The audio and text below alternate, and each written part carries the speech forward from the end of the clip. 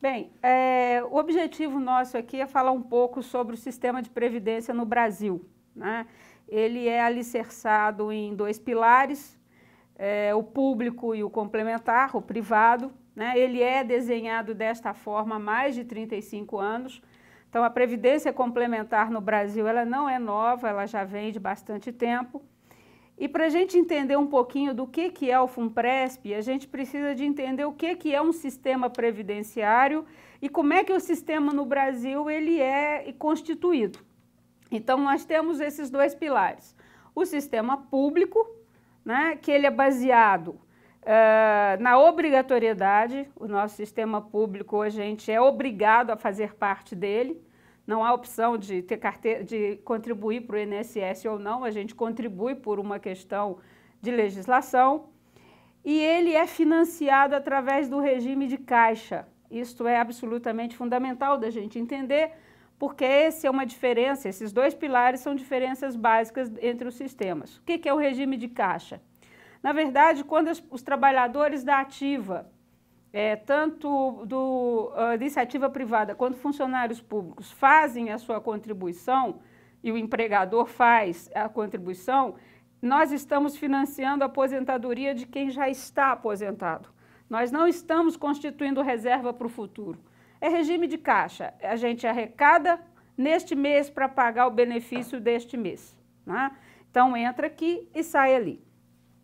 E é muito engraçado porque as pessoas dizem que quem paga, financia a Previdência no Brasil é o governo. Na verdade, o governo não financia coisa nenhuma. O governo repassa para os diversos gastos aquilo que arrecada da sociedade. Quem financia o sistema público de previdência no Brasil são os cidadãos brasileiros, de duas formas.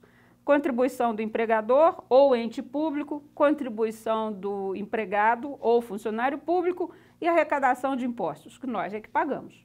Então, o financiamento do sistema público de previdência, na verdade, é feito pelo conjunto da sociedade dessas três formas, né? Esse sistema público, ele também tem dois pilares, o regime geral, que ele é específico para os funcionários da iniciativa privada, a gente costuma chamar de INSS. Na verdade, o INSS não é o regime geral, é o órgão que faz a operação do regime geral. E o regime próprio dos funcionários públicos, né?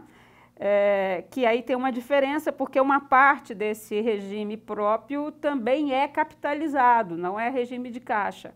Tem uma parte que é regime de caixa, mas, por exemplo, os RPPS dos estados, em grande parte, já são regimes capitalizados, né? No executivo é que não existe, ou não existia antes do FUNPRESP, o regime capitalizado de previdência. Embora, mesmo capitalizado, esse RPPS tem a garantia do ente público das regras. Então, ele é capitalizado, mas, havendo qualquer problema de solvência, o ente público é responsável pelo pagamento dos benefícios, né? Esse é o sistema público no Brasil. Ele funciona desse jeito e funciona bem, apesar de toda a desconstrução que uns e outros tentam fazer, né, dizendo que o INSS ou que o regime não se sustenta. Como todo bom regime de previdência, ele tem as suas grandes vantagens e tem as suas vulnerabilidades. Qual que é a vulnerabilidade de um regime de caixa?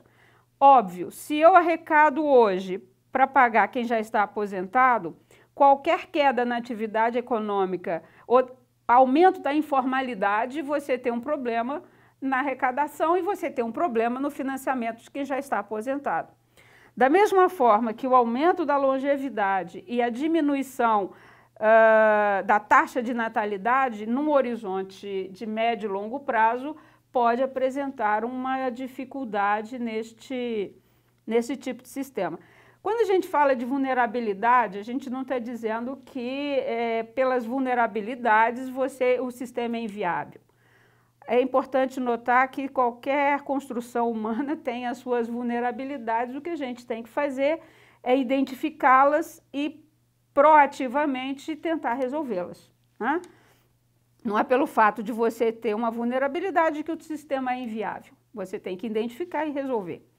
O nosso sistema privado, e uma outra coisa interessante é o seguinte, o nosso sistema de previdência regime geral público, ele tem um teto de benefício, hoje está em pouco mais de R$ 4.300, e um piso, que é um salário mínimo. Então, nenhum trabalhador brasileiro contribui para a Previdência Oficial com valores menores do que um salário mínimo e com valores maiores do que 4.300, tá certo? Então, é uma previdência social que ela tem esse limite, no mínimo um salário mínimo e no máximo R$ 4.300.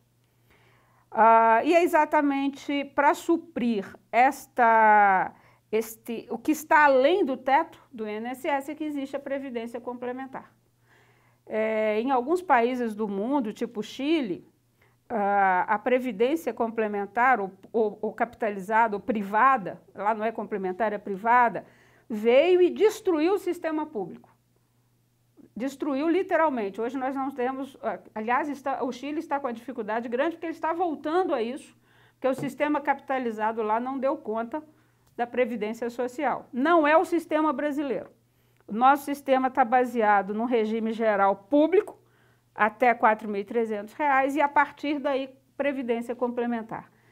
Eu acredito que é um sistema a ser mantido, aprimorado e copiado por outros entes pelo mundo afora. A previdência complementar, ela funciona da seguinte forma: ele é um regime facultativo, ele não é obrigatório, né? Existem alguns países do mundo, na Europa, onde a previdência complementar ela é obrigatória, a empresa é obrigada a fazer, e o empregador também. No Brasil não é assim. E ele trabalha com o regime de capitalização, que é muito diferente do nosso regime de caixa. O que significa isso? Trabalhadores e empregadores contribuem mensalmente para um fundo, né? E esse dinheiro é capitalizado, é investido, tem que ser muito bem investido, vai gerando uma reserva, e é essa reserva que, a partir do momento da aposentadoria, garante o benefício de quem já está aposentado, né? Então, no regime de caixa, a geração de hoje paga a geração que está aposentada. No regime de capitalização, a geração presente capitaliza para ela mesmo receber no futuro, né? Basicamente, nós estamos falando de formas de financiamento de dois sistemas de maneira diferente. Existem vulnerabilidades também no sistema de capitalização, por óbvio, né? É um sistema que necessita de uma fiscalização muito grande, porque nós estamos falando de capitalização, significa que o dinheiro tem que ser muito bem investido e tem que dar uma determinada rentabilidade para poder fazer o pagamento no futuro. Então, é um sistema que requer uma fiscalização e uma gestão muito acurada do que faz. A questão da longevidade também afeta, porque eu posso estar capitalizando com um projeto, mas qualquer aumento de longevidade pode diminuir o meu benefício futuro, e também a questão das oscilações do mercado. Não dá para a gente achar e considerar um sistema de capitalização de curto prazo, não é? Se a gente for olhar hoje os recursos dos fundos de pensão no Brasil hoje, nós temos um problema de déficit. Há 5 anos atrás, a maior parte das fundações estava distribuindo superávit. Então, a gente precisa de olhar o histórico, porque nós estamos falando de sistemas muito longevos, de compromissos de muito longo tempo. Só para dar um exemplo, eu pago a Forluz, entrei com 18 anos, me aposentei com 48 e já recebo a 8 e espero receber pelos próximos 60. Né? Sou bastante otimista. Então, é um sistema que a gente tem que olhar no longo prazo, e não dá para fazer fotografia de curto prazo. Esse sistema aberto de previdência privada, ele também tem duas vertentes. É o sistema aberto, que ele é com fins lucrativos e operados por bancos e seguradoras. Qualquer cidadão brasileiro pode ir num banco e contratar uma previdência, né? Como tem fins lucrativos, eles geralmente pagam benefícios menores, porque a gente tem que dividir a rentabilidade com o dono do banco, né? do que a previdência fechada. Previdência fechada, ela é circunscrita aos empregados da empresa ou do ente público que patrocina o fundo de pensão.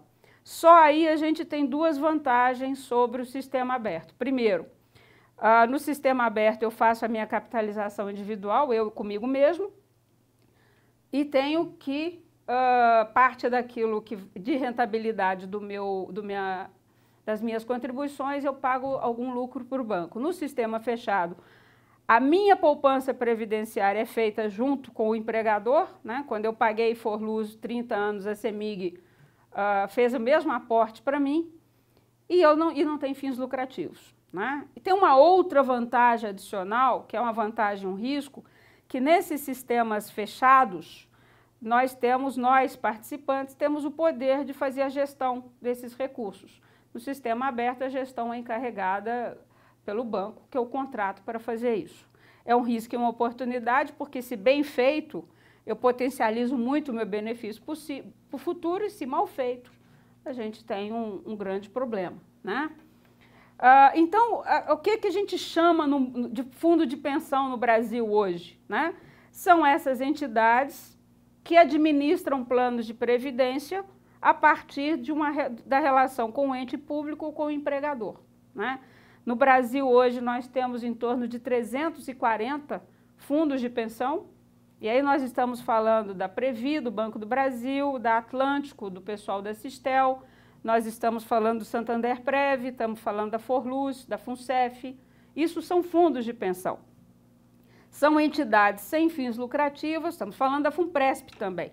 São entidades sem fins lucrativos que administram planos de previdência, né? Um plano de previdência, na verdade, é o conjunto de regras, direitos e deveres dos participantes e do patrocinador.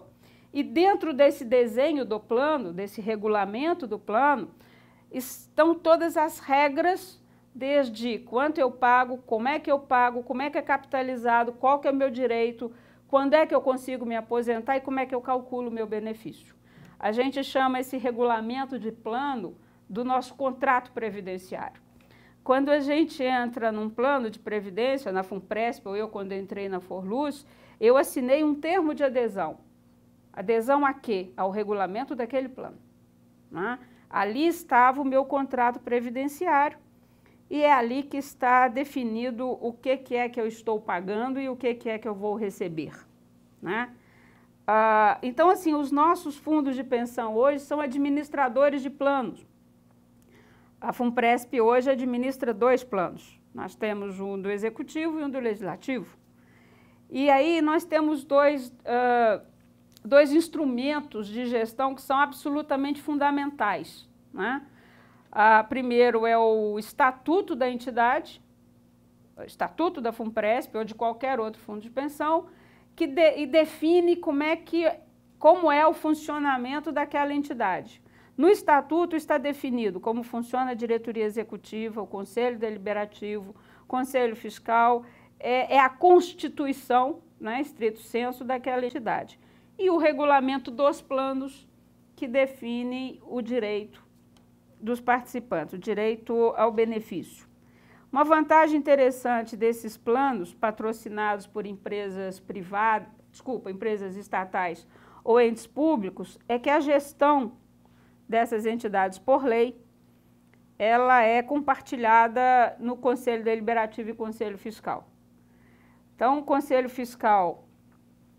Deliberativo da Funpresp, da maior parte dos fundos de pensão, nós temos metade desse conselho indicado pelo patrocinador e a outra metade eleita pelos participantes. O voto de qualidade é do patrocinador. No Conselho Fiscal, a relação muda, são 2 indicados e 2 eleitos, e o presidente é eleito pelos participantes. Isso é o que diz a lei, né? Algumas entidades associativas, sindicatos, ao longo do tempo, vêm ampliando esse direito. Então, nós temos entidades no Brasil onde a diretoria executiva ela é compartilhada entre participantes e patrocinadores. Aí eu vou citar a Previ, do Banco do Brasil, a Funcef, a Fundação Banrisul, né? Ali a gestão é compartilhada, o que dá muito mais segurança e muito mais tranquilidade, porque você tem uma regra de governança muito sofisticada que minimiza um pouco aquele risco que a gente estava dizendo sobre o sistema de capitalização. Você permite em que o dono, o objeto maior desses fundos, que é o participante, participem da gestão e olhem o que está sendo feito e possam impedir alguns investimentos pouco republicanos, para falar um pouco, né? Então, assim, é uma vantagem interessante, dá trabalho, porque fiscalizar alguns bilhões de reais não é brincadeira, mas também, se bem feito, é uma garantia para todos nós, né? Então, acho que é um risco e é uma oportunidade. Se bem feito, tem tudo para dar certo. E aí nós entramos um pouquinho na modalidade do plano, né? Quando a gente fala de regime de capitalização, normalmente vem à cabeça, cada um paga a sua continha, capitaliza individualmente e vai receber o benefício individualmente. O FUNPRESP é desse jeito, ele é um plano constituído na modalidade de contribuição definida. Ele é um plano de capitalização absolutamente individualizado e de percepção do benefício individualizado, né? Significa que toda capitalização é desta forma? Não. Nós temos modelos de capitalização feitos de forma coletiva. É o que a gente chama de planos de benefício definido, em que o benefício não depende daquilo que eu, enquanto indivíduo, consegui juntar na minha conta. É um plano que faz o benefício a partir do salário do participante e o custo dele é feito de forma coletiva e financiado de forma coletiva. Então, ele permite em que todos saibam muito aproximadamente qual é o valor do benefício futuro e todos saibam que vão ter direito a esse benefício de forma vitalícia.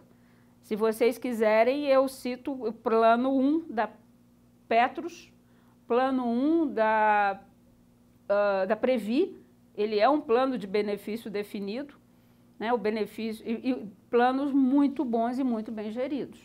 Problemas, né? Tem as oscilações, mas de maneira geral e do ponto de vista da missão previdenciária, que é garantir benefícios e uma reposição de salários na fase de aposentado de forma decente, assegurar a tranquilidade do participante, eles são muito bem desenhados e cumprem muito bem essa missão, né?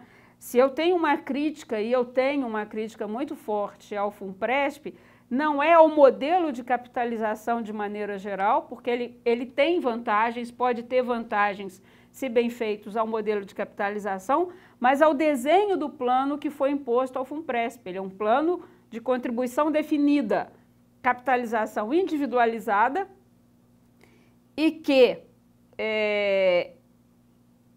no princípio, ele foi desenhado para não ter benefício vitalício.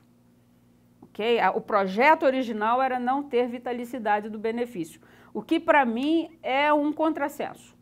Né? A previdência complementar, qualquer sistema de previdência público ou complementar, ele tem uma missão de dar tranquilidade para o aposentado. Não é possível que você tenha um plano que em determinado momento da sua vida alguém diga, olha, o dinheiro acabou. Lamento, mas foi um prazer, o dinheiro acabou. Isso não é sistema de previdência, né? Para mim. Nós da ANAPAR não repudiamos completamente planos de contribuição definidas puro. Na negociação do Congresso, no final das contas, acabou sendo criado no FUNPRESP um fundo de sobrevivência, né? Que é um fundo encarregado de garantir a longevidade, garantir a vitalicidade do benefício, mesmo que o recurso do participante individualmente não consiga bancar essa vitalicidade. Então, parte dos recursos do FUNPRESP são aplicados na conta individualizada de cada um e uma parte pequena vai para esse fundo de sobrevivência, que é, de novo, mutualista, porque bons sistemas de proteção eles necessariamente precisam de ter o caráter mutualista, né?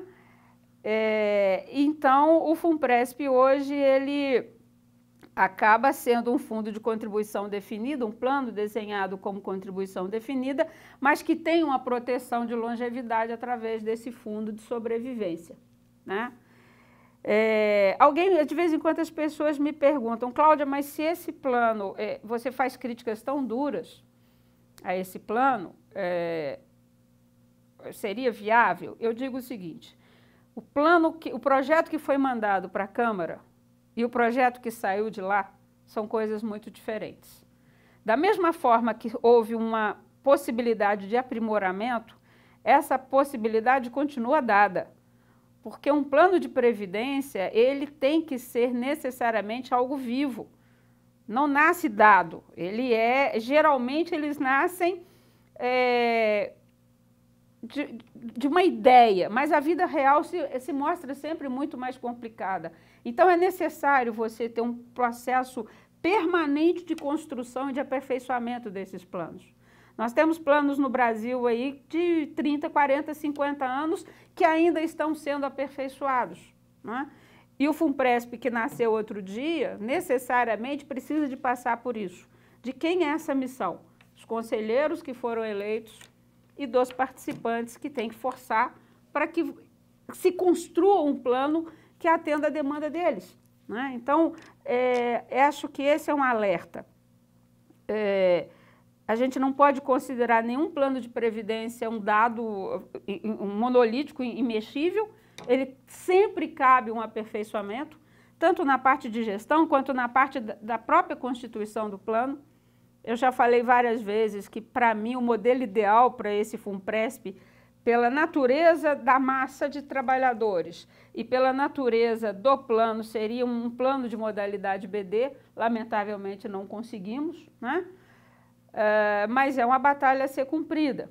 Uma outra questão fundamental dentro do FUNPRESP é a gente conseguir a gestão paritária, né? Por que não? Metade eleito, metade indicado pelo ente público. Gestão compartilhada. Porque o risco neste tipo de plano, né, um plano CD, o risco está muito ele é 100% suportado pelo participante. Se 100% o risco é meu, a gestão tem que ser, no mínimo, compartilhada, né? Então, eu acho que é um trabalho a ser feito e muito bem feito. Tudo é risco e tudo é oportunidade, né? Um sistema previdenciário, o sistema privado, capitalizado, fechado, como é o FUNPRESP, ele pode gerar benefícios razoáveis e bons benefícios? Certamente pode. Certamente pode, desde que muito bem gerido e muito bem desenhado, né? Eu imagino que alguns trabalhadores acreditam que, a partir da aprovação do FUNPRESP, não há mais o que fazer, é discutir, eu aceito ou rejeito. Na verdade, eu posso, a partir de um dado da realidade, está aí, trabalhar para fazer com que isso dê muito certo e seja muito melhor do que saiu do Congresso, porque já é melhor do que o entrou, né? Eu acho que é uma tarefa de todos fazerem isso. A gente costuma ver fundo de pensão, normalmente a gente só vê na televisão e no jornal que dá errado, né? Ninguém dá notícia do que dá certo no país. Acho que... Então, como eu falei, nós temos 1.030 planos de previdência no Brasil, a grande maioria absoluta sendo bem capitalizado e bem gerido. Óbvio que nós temos problemas. Óbvio que nós temos gestores ineficientes e que não estão fazendo o que deveriam fazer. Óbvio que nós temos alguns participantes que também não estão envolvidos na gestão dessa entidade como seria o desejável. Agora, isso não significa que o sistema seja falho na concepção, né? O mais antigo fundo de pensão que nós temos no Brasil é o Plano 1 da Previ. Ele tem 108 anos, né? Hoje administra um patrimônio em torno de 108, 140 bilhões de reais. e é um plano que está superavitário e muito bem gerido. É um exemplo a ser seguido. Significa que lá não tem problema nenhum, que acabou o risco? Não é isso. Significa que os riscos que existem, e existem em qualquer sistema previdenciário, foram identificados e estão sendo monitorados dioturnamente. Que é o que a gente faz na nossa vida, né? Eu aprendi isso trabalhando na CEMIG com um eletricista, né, que um dia eu perguntei a ele se ele ganhava periculosidade. Eu disse, bom, então o risco não existe. Ele riu, ele falou, Cláudia, ele estava cheio de equipamento, de EPI, Eu falei, bom, então o risco desapareceu. Ele falou, não, eu aqui estou controlando o risco. O fato de eu receber, de eu ter uma condição de vida melhor, de eu usar EPI, não significa que eu acabei com o risco, eu só estou gerenciando. Um bom gestor de previdência, tanto pública quanto complementar, o que faz é isso, identificar e gerenciar e mitigar esses riscos. Por isso que fundamental para qualquer sistema de previdência, e a FUNPRESP não é fora isso, né? Não é diferente disso, é a boa gestão e a boa governança, né? A partir daí as coisas funcionam e podem dar certo. O que eu falo muito para os companheiros que foram eleitos agora, eu chamo de companheiros porque estão agora no mesmo sistema que a gente, é que eles têm a tarefa de melhorar e dar cara para a FUNPRESP, tanto no sentido de democratizar a gestão, quanto no sentido de melhorar os benefícios e os planos e fiscalizarem e investirem muito bem os recursos dos participantes. Então, acho que eu fui diretora da Forluz durante 9 anos, eleita pelos participantes, né? Nós temos o único plano de previdência no Brasil hoje que o patrocinador não tem voto de Minerva, então a gestão é compartilhada. Eu posso dizer para vocês que dá muito trabalho, mas dá muita satisfação e alegria quando a gente vê que o plano está atingindo o objetivo dele, pagando os benefícios, garantindo segurança e permitindo uma tranquilidade para quem passou 20, 30 anos contribuindo para essa entidade. O que eu aposto é que a FUNPRESP nasce num sistema que não nasceu agora, ele tem uma história de muitos anos. Então, os nossos acertos e os nossos erros podem ser apropriados pelos participantes que estão entrando agora, né? Não é necessário cumprir os mesmos erros, mas corrigi-los e, a partir daí, criar um grande sistema de previdência. Uma outra coisa que eu acho importante salientar é o seguinte, todo participante de fundo de pensão, tanto aberto quanto fechado, tem um incentivo fiscal grande para contribuir. A gente consegue deduzir da nossa imposto de renda até 12% daquilo que a gente contribui para a previdência complementar. Então, é um incentivo a mais. Para aqueles que ganham acima do teto, né, e que na FUNPRESP, o ente público contribui também. Então, não existe aplicação hoje que você rende 100% em um mês, né? Porque eu contribuo com R$100, o meu patrocinador coloca mais R$100, só aí já tem 100. E além disso, isso é rentabilizado, e além disso eu ainda posso fiscalizar. E além disso, ainda é dedutível do imposto de renda, né? Então, a gente precisa de conhecer as regras para poder se colocar, né? Eu acho que algumas situações, lá na Forluz era assim também, não conheço e não gosto, né? E é uma atitude que no futuro é muito ruim e causa prejuízo ao próprio participante. Se é um sistema de capitalização e eu deixei de capitalizar por 5 anos, coloca isso no papel para a gente ver o tamanho do prejuízo que é isso, né? Sem dizer que, no caso de capitalização, se eu saio da empresa, no caso, se eu deixo de ser empregado público, aquilo que eu investi, vamos chamar assim, eu recebo de volta com correção monetária. Isso é o mínimo que a lei garante. Eu conheço planos em que, além de ter acesso ao que eu paguei, eu tenho acesso ao que o patrocinador me pagou. Isso é uma melhoria que poderia ser colocado no plano, não é? Não tem impedimento legal para fazer isso. Então, é só um exemplo do que pode ser melhorado. O sistema nosso, ele tem várias travas, né? E várias pessoas fiscalizando. Você tem a CVM olhando, tem a Previc olhando, que é o órgão de controle, e tem a obrigatoriedade dessas entidades mandarem para os participantes, uma vez por ano, o relatório de acompanhamento. Lamentavelmente, muitos de nós pegam esse relatório e jogam no lixo, né? Eu vou citar um exemplo que é, para mim, um exemplo trágico.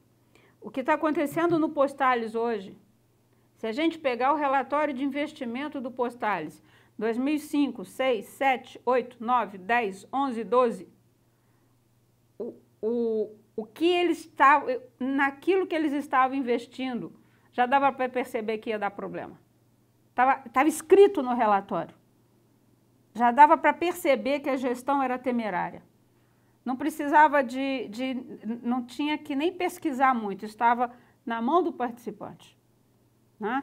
Então, respondendo a sua pergunta, é a gente pegar esse relatório, ok? Ver, entender um pouco de que tipo de investimento eles estão fazendo ali, né? Se estão investindo, correndo mais risco ou menos risco, se estão colocando todos os recursos na mesma modalidade, né? A política de investimento que é aprovada pelo Conselho Deliberativo, ele que tem que dizer que política é, né? E cobrar muito dos conselheiros. A gente normalmente no Brasil elege as pessoas e esquece, né? Pode até fazer isso na Câmara Federal, mas para fundo de pensão não façam. Os conselheiros eleitos têm que prestar conta, porque eles são a nossa voz lá dentro. Então, é pegar esse relatório, entendeu? Se eu não consigo entender, eu vou pedir ajuda para alguém que consiga. Porque esse relatório, para nós, é precioso.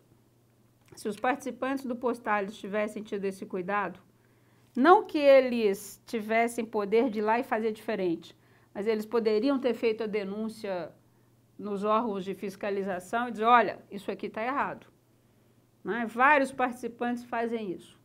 Você olha e fala, olha, esse investimento aqui tem algum problema.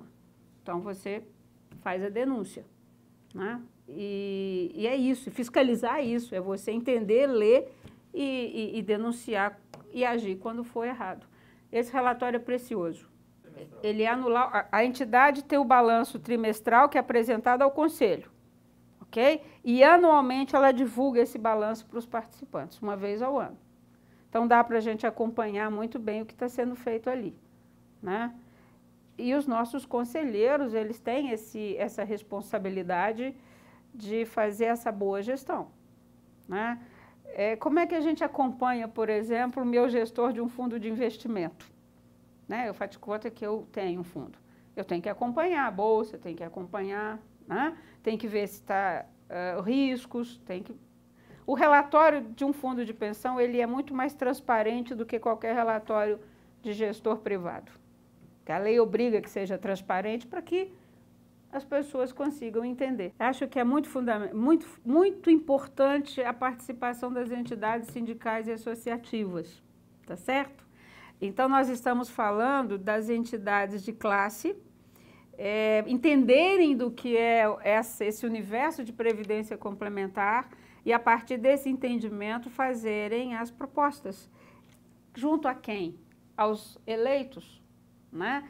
Então, no final das contas, a gente sempre, previdência complementar, nós temos dois sócios, é o participante e o patrocinador, né? Então, é uma negociação, sempre é uma negociação. O que é que os representantes dos participantes têm que fazer? Entenderem daquilo ali, verem o que é a necessidade de melhorar e ir negociar com o outro lado, né? Eu dei um exemplo, que é essa questão do resgate, a gente chama de resgate, né? A possibilidade de eu resgatar também a parte do patrocinador, né? A outra questão da gestão, paridade na diretoria executiva, por que não? Mudar o estatuto. A lei proíbe isso? Não. A lei não proíbe, é possível de fazer. A gente pode melhorar o benefício? Pode. A gente pode transformar esse plano num plano de contribuição variável, tornando-o mais barato, em vez de você ter um fundo de sobrevivência, você ter um fundo coletivo depois do benefício concedido, é possível fazer, né? Então, a gente precisa de conhecer bem o mundo, o universo e ver onde é que estão as oportunidades. Eu não tenho dúvida de que elas existem. Não tenho dúvida que elas existem. E aí é função das entidades, Sindifisco, vamos citar a Anfip, a FONACAD, né? Entenderem bastante isso e verem as oportunidades para melhorar o benefício. Isso não está pronto, gente, isso está por se fazer. Sabe? Está muito por se fazer porque começou agora. Então, eu tenho muito contato com os conselheiros da FUNPRESP e tenho dito muito a eles, vocês precisam de conversar muito com as entidades associativas porque elas equilibram o jogo. De um lado você tem os representantes do patrocinador e do outro você tem 3 eleitos sem suporte, sem retaguarda, sem... Né? Quem equilibra esse jogo? São as entidades associativas e sindicais, não tem outro. Na nossa entidade, a gente nunca entra para uma reunião de conselho sem ter uma reunião prévia com os sindicatos, para a gente discutir a pauta, para a gente saber o que vota, o que não vota. Lá não é um trabalho dos eleitos, é um trabalho dos representantes, dos participantes. E aí entra os 13 sindicatos, associação de aposentados, e no final das contas a gente vai negociar com a patrocinadora. A negociação se dá entre esses 2 sócios, patrocinador, participante, e se viabiliza dentro do conselho, né? Então, oportunidades existem. A gente precisa de conhecer aquilo que você me falou antes. Por que que isso é tão hermético? Porque conhecimento é poder. Quando a gente conhece, a gente consegue interferir da forma correta. Então, durante muito tempo no Brasil, esse conhecimento ficou fechado, para a gente realmente não descobrir as oportunidades que tem, né? Então, não cometam esses erros, né? Durante 20 anos, olha, o nosso sindicato só foi se dedicar à Forluz em 94, a Forluz já tinha 20 anos. 20 anos. Foi quando o sindicato se alertou de que existia uma reserva fantástica em nome do participante e que a gente deixava para a CEMIG administrar. Eu acho que, como o FUNPRESP está começando agora, esse envolvimento dos participantes das entidades tem que se dar no início. É o conselho que eu daria. E oportunidades tem, pode ter certeza. É só olhar o regulamento e olhar a lei que a gente descobre coisas ótimas de melhorar.